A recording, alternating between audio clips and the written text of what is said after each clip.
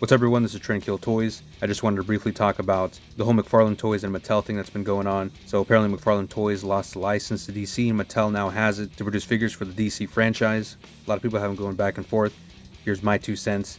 McFarlane has been pretty hit or miss with their figures. A lot of their figures have been really trash. A lot of people have been accustomed to the kind of trash they've been putting out, so they don't really say anything bad about it. People have just come to terms with it and they just accept it now. But I think if Mattel got the license, they'd be able to make better figures overall for a decent price. So I got a couple figures here that I'm going to show you to compare McFarlane DC and Mattel. I think it's unfair. People are bringing up the old Mattel DC figures. It's unfair because Mattel doesn't make figures like that anymore. And this is kind of hypothetical. And they made DC figures the way that they're making figures for Masterverse and the WWE line.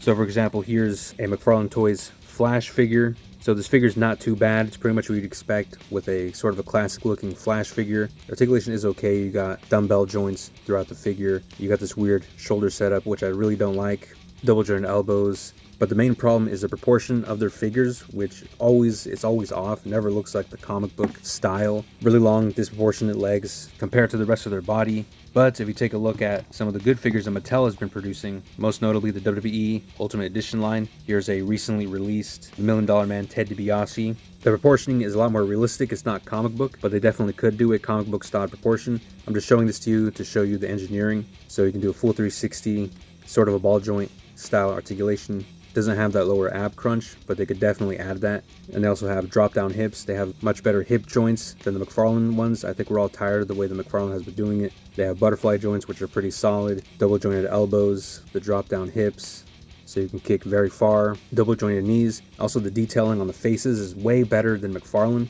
You can't really say that McFarlane is making better faces. I mean, this is very realistic, like the most realistic you can get for this price line. And he also came with this cloth suit.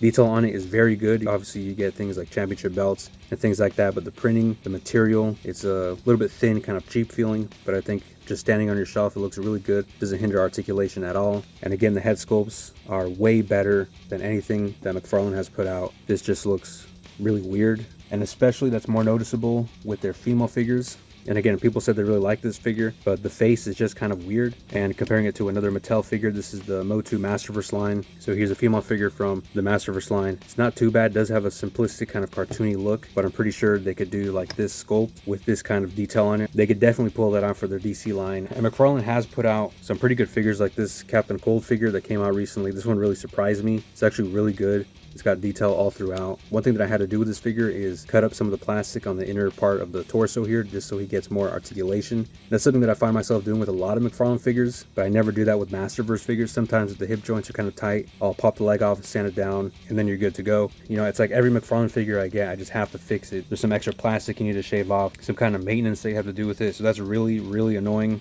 And the McFarlane sculpting detail is pretty good for the most part, but again, compared to what Mattel is doing with their Masterverse line, look at all the detail, the sculpt here. You got this kind of pearlescent kind of glow on the figure. You got armor, you got different paint detail, you got different sculpt detail, the sculpting everywhere. And once again, with their most recent Skeletor figure, you got shading on the muscles, you got sculpt everywhere. Not really too much paint to speak of, but everything is executed very well. And McFarlane has had some very good figures. Again, like this Plastic Man, just the proportioning is weird, and the articulation leaves a lot to be desired, especially in the torso area. I mean, they have 2 dumbbell joints here, but you can't even use both of them. You'd have to go in there and cut up a bunch of plastic and do a bunch of crap like that. So I don't know, I think people have just gotten used to the McFarlane style of doing DC figures, but I think if people give Mattel a chance, and if Mattel put in the effort that they were putting in with the wrestling figures and the Masterverse figures, we'd get a much better product.